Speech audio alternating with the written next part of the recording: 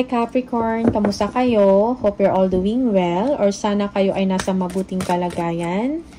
In today's reading, tingnan natin kung ano yung mga ganap, mga energies and messages for you, mga gabay at blessings for the month of May 2025 for Capricorn. Capricorn, please, May 2025. Maraming salamat for supporting my channel by not skipping ads. Capricorn, please. Ooh, okay. We have the Chariot. Okay, merong movement, merong progress na nangyayari sa inyong buhay. Okay? For some of you, merong sudden change or biglaang pagbabago. No? This is something positive in your situation. Kailangan mo lang dito ng balance sa inyong emosyon. Okay? Be patient also, most especially if feeling mo ang dami mong ginagawa, madami kang obligasyon.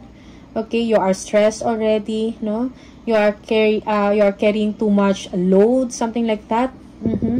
You are stressed already, but don't give up, okay? Merong improvement na mangyayari sa inyong sitwasyon, most especially sa work or life in general, okay? Yeah, for some of you, parang tinitingnan ninyo, no, yung long-term view, no, ng inyong buhay or maybe sa isang trabaho, okay? Kailangan mo persevere, no? Hard work is needed, no, para magkaroon ng improvement or progress, no, sa inyong trabaho or sa inyong buhay in general. Okay? For some of you, you're thinking about investing on something, maybe in a business, no? Also, tinitingnan nyo din kung ano yung mga iba pa or kailangan ninyong gawin para magkaroon ng improvement sa inyong kaperahan. Okay, Three of Cups. Yeah. Merong gatherings or collaboration na mangyayari, most especially when it comes to work. Okay, merong travel dito. Okay, or you will be achieving something important. Okay? Yeah, that's why merong celebration. Merong gatherings, collaboration, alright? Yeah, for some of you, parang kung ano man tong sudden change or pagbabago sa buhay mo, is kailangan mo to actionan, no? Be inspired, you need to take action. Also, may mga adventure, no, na nag-aantay sa inyo, but be wise, be smart. Okay? Yeah. Merong business venture dito, no? Or a growth when it comes to your work or when it comes to your business. Okay? This is a new contract or new job for some of you. Merong financial opportunity na i-offer sa inyo. This is something na magbibigay sa inyo ng prosperity or abundance. Alright? For some of you, you are manifesting, no, a new career or manifesting a creative project or creative venture, something like that. Okay? Yeah, for some of you, kailangan mo ng hard work dito or there will be contentment, no, sa opportunity na to or sa inyong ginagawa. Okay? Yung iba sa inyo, you will be financially independent, no? Merong stability when it comes to your finances dahil sa opportunity na to, no? Sa bagong trabaho na to or bagong contract, something like that. Alright? Or for some of you, this is a new business venture, no? Na kailangan mong pagtrabahuhan, kailangan mong mag-take ng action. Okay? The Hierophant. Yeah, for some of you, you need to expand your network or your circle of friends, no? Or you will be collaborating or you'll be working in a big institution, no, or organization, something like that. Okay. Yeah, for some of you, you are thinking about going independent, like kung nagtatrabaho ka sa isang company, no, parang may questions ka about policies and procedures and you are thinking whether to stay in that company or make your own path, no? Nire-review mo, no, ang inyong kalagayan sa isang company or maybe nire-review mo yung sarili mo, no, kung kailangan mo pa ba magstay sa company na yan and magstick sa mga procedures or policies, something like that. Alright? Stay the course. no? Don't make any bold movement, no, na parang malalagay sa alanganin or risk, no, ang inyong trabaho or ang inyong future, something like that. All right? Yeah, for some of you, there is a secret. Maybe you know something na hindi mo pa nare-reveal, no? May kinalaman ito sa isang achievement or accomplishment. Okay?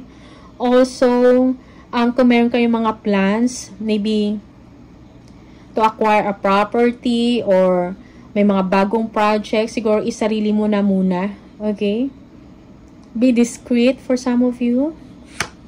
In dealing with other people, also use your intuition, no? Also, kung merong opportunity para sa inyo, pag-isipan ng mabuti kung ito ba talaga yung gusto ninyo bago kayo gumawa ng aksyon. Yeah, for some of you, you will be communicating kung ano yung gusto mong mangyari, no? Kailangan dito ng communication or direct communication kung anong gusto ninyong, ano yung dinidesire ninyo or anong gusto ninyong mangyari, no? Merong negotiation dito. Okay? Yeah, for some of you, you need to take action directly. Yung wag ng paligoy-ligoy pa. Yeah, merong transformation, merong new beginning para sa inyo dito, no? Merong pagbabago sa inyong lifestyle or sa inyong sistema. Yeah, Page of Pentacles. Okay. For some of you, you want to do something challenging, no? Meron kang bagong opportunity na tinitingnan. Okay? Maybe this is a new business, no? Or a passive income na tinitingnan ninyo through your creative or project or creative passion or creative project, something like that. Alright? You are manifesting abundance sa opportunity na yan. Meron kayong pag-aaralan also ng mga skills, no? Or kailangan mo i-develop yung skills mo. You will be learning something, studying on something, no? Na may kinalaman sa opportunity na to or sa bagong trabaho or bagong contract, no? Yeah. The Empress. Yeah. For some of you, you will be inspired, no? In doing creative works. You are nurturing yourself. You are developing yourself. Because, parang nakikita mo, no? Na parang meron kang magandang future sa opportunity na to. Okay? Merong accomplishment dito or growth, no? Sa gagawin mo na to. Na project or trabaho. Okay? Also, action is needed here para mag-materialize kung anong gusto ninyong mangyari or kung ano yung gusto ninyong i-pursue na direction. Okay? 5 of Wands. There will be competition, no? So, be aware of that. Okay? Yeah, for some of you, parang kailangan mo ibigay yung best. Kailangan ng hard work and determination dito para mag-excel ka. May mga tension or merong tension or merong strife na mangyayari maybe with your colleagues or with your competitors, no? Yeah. Yeah, for some of you, this is a petty argument or petty competition, no? Merong mga clashes dito na hindi mo kailangan patulan, alright? For some of you, you need to focus kung ano pa talaga yung you need to focus sa gusto mong ma-achieve or ma-accomplish, okay? Siguro kailangan mo i-communicate din yung vision ninyo or kailangan mo seek ng advice from someone na creative, from someone na mas nakakaalam sa trabaho or sa negosyo. Okay? You will be seeking mentors, no? Seeking advice from a mentor. Okay? Yeah, for some of you, parang feeling mo, parang hindi ka ganun ka-confident, no? Or, yeah, parang merong lack mentality dito. Okay? Merong insecurity or merong kang fear. For some of you, yung confidence level mo mababa or yung self-esteem mo. Okay? Yeah, for some of you, may kakulangan sa finances or sa resources para magawa mo yung kailangan ninyong gawin or ma-pursue mo yung kailangan ninyong ma-achieve. Okay? Yeah, 4 of Cups. Yeah, for some of you, ang kailangan mo mag-take ng action kasi parang tinatamad ka or parang tinatamad ka, parang you need to be inspired. You need to take action, no? Yeah. Para tulungan mo yung sarili mo. Okay? Yeah, for some of you, you are bored. Or merong ino-offer sa'yo na opportunity pero hindi ka ganun ka-interesado. That's why you are not taking action. Parang nagko-contemplate ka over nothing. Okay, you are wasting your time. You are procrastinating for some of you. Okay? Or for some, siguro ini-evaluate mo lang no, yung opportunity na to. Pero ang sinasabi din dito sa'yo is, do not waste your time or do not procrastinate, no? Kailangan mo to bigyan ng atensyon, Capricorn. Okay? Strength, yeah. There is nothing na hindi mo kakayanin, Capricorn, no? Kailangan mo dito ng passion sa project na to or sa trabaho mo na to or sa business na to. You need to be courageous, no? You need to believe in yourself, sa skills mo or sa talent mo, okay? Yeah, in order for you to stand out. Alright? Yeah. For some of you, alalayan mo lang yung sarili mo. Siguro nahihirapan ka, no? To start on something. Okay? But, you know, just believe in yourself. Be courageous, no? Be confident. Most especially kung merong mga difficulties along the way, no? Sa trabaho mo or sa venture na yan, or business venture or opportunity na yan, financial opportunity, kung may mga challenges, siguro kailangan mo lang lakasan ang loob mo dito. And action, yung importante. Yeah, the Two of Swords. Yeah, for some of you, parang you are taking too much time para mag-decide ka or mag-make ng choice or action, no? Merong stagnation dito or parang ang hirap mo gumawa ng, ang hirap mo mag-decide on something, no? You are still weighing your options. No? Siguro iniisip mo dahil, yun nga, parang kulang ka ng confidence or, ano tawag dito, yung parang mababa yung self-esteem mo. That's why, parang wala pa man, pero, you know, yung parang nawawalan ka na ng pag-asa or confidence sa inyong kakayahan. Okay, Five of Swords. Yeah, so it's either you walking away dito or ipaglalaban mo. Okay? Also, choose your battles wisely. Kung may mga kontrabida dyan sa paligid mo or merong mga competition dyan, so wag ka patinag, no? Yeah. You need to win at all costs for some of you. Okay? Yeah, for some of you, merong conflict dito or disagreement, no? Okay? Or this is just an inner conflict, no? Mentally sa inyo. Okay? Whether to do it or not, no? Whether to do this opportunity or to take advantage of this opportunity or not. Okay? Yeah, again, Seven of Cups. You are procrastinating. Okay? May mga opportunities sa paligid mo, but you are not making a choice or you're not making a decision. You are not taking action. So, be aware of that. Okay? May mga choices dito, no? So, be smart, be wise also. Pag-aralan bawat option na meron or pag-aralan yung bawat opportunity na dumadating sa inyo. Okay? Bago ka gumawa ng action. Yeah, for some of you, pay attention to your imagination, no? Kasi merong daydreaming dito. May mga wishful thinking, sana ganito, ganito, ganyan, ganyan. Okay? Yeah, which is yun yung parang nagpapatagal sa inyo na gumawa ng action or mag-take ng bold step sa isang opportunity. Yeah, Ten of Cups, no? So, I think ito yung magbibigay sa inyo ng motivation to give a good life sa family mo or sa sarili mo, alright? Yeah, there will be a fulfillment dito or a wish come true para sa inyo.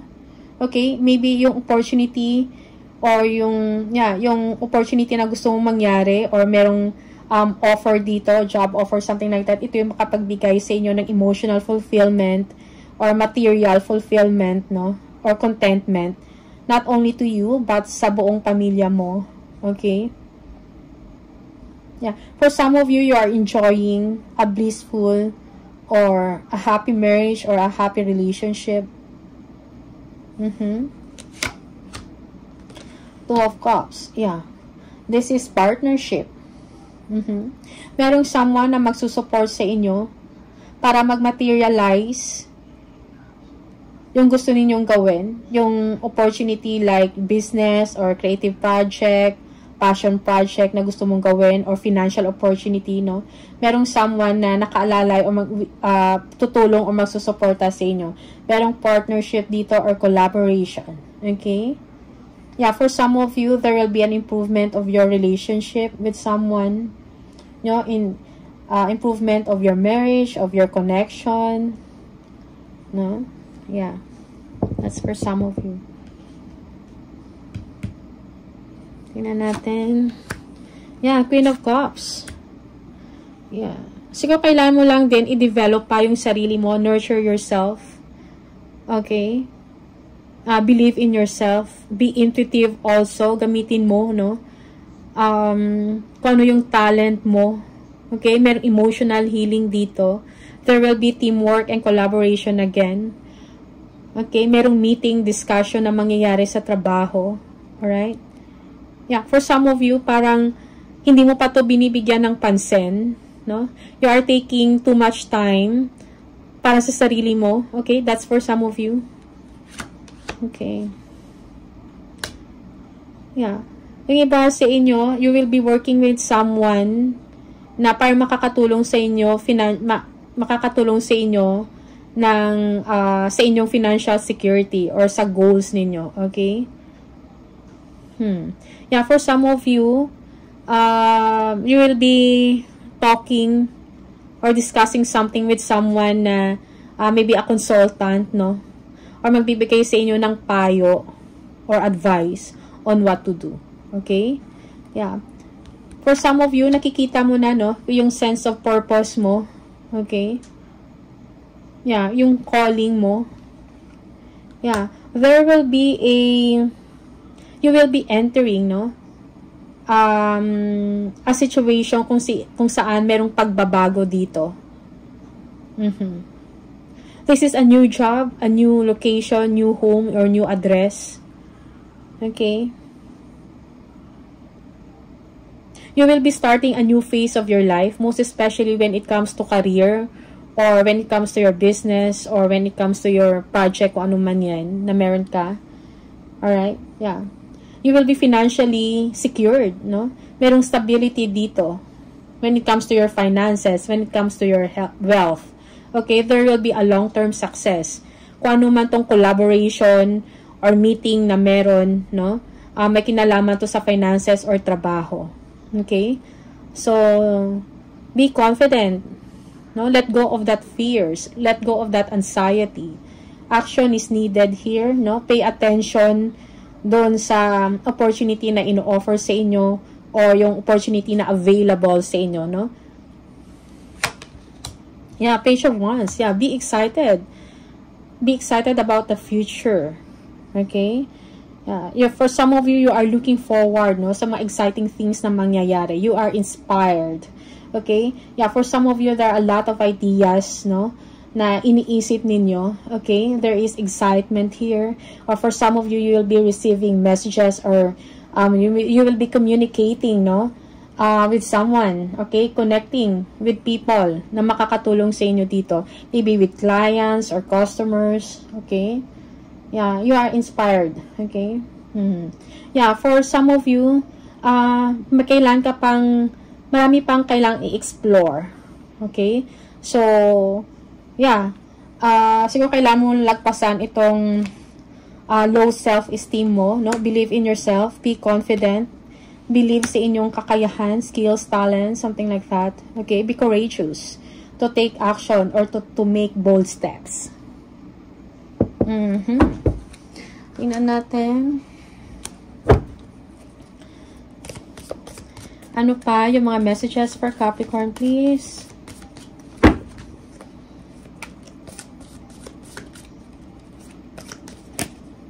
December. Okay, December. Siguro yung December, yung buwan ng December, maybe this is the time na parang magkakaroon ng improvement, significant improvement, no? Sa inyo when it comes to your work or when it comes to your business. Okay?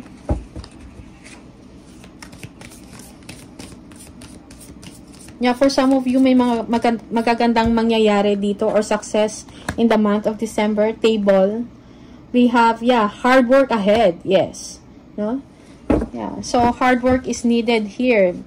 You need to be, kailangan yung passion mo dito sa inyong ginagawa, sa trabaho mo or sa business mo for you to succeed or for you to accomplish something, no?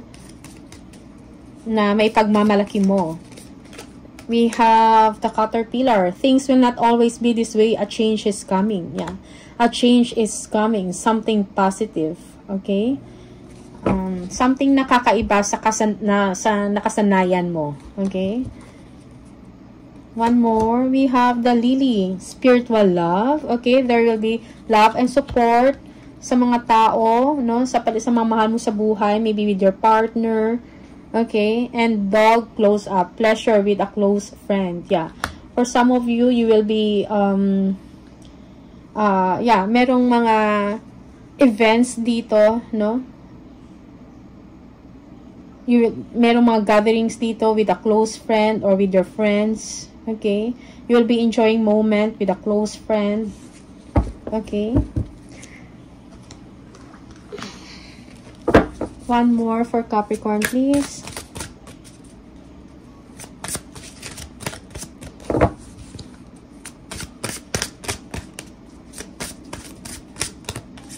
We have self-awareness is key. Take time today to go within and spend time with your soul. Go for a walk in nature and ground yourself. Meditate. Listen to your favorite music. Whatever you enjoy most, do that today. Okay? Yeah. Okay? So, do not procrastinate, no? Kung meron kang gustong gawin, okay? Or, yeah, gustong gawin, kailan, kumbaga, wag papaligoy-ligoy. Do not procrastinate. Gawin mo na ngayon. Okay? Parang yun yung sinasabi sa'yo dito. Okay? So, Capricorn, these are the messages for you. All the best. Maraming salamat and see you on the next video. Bye!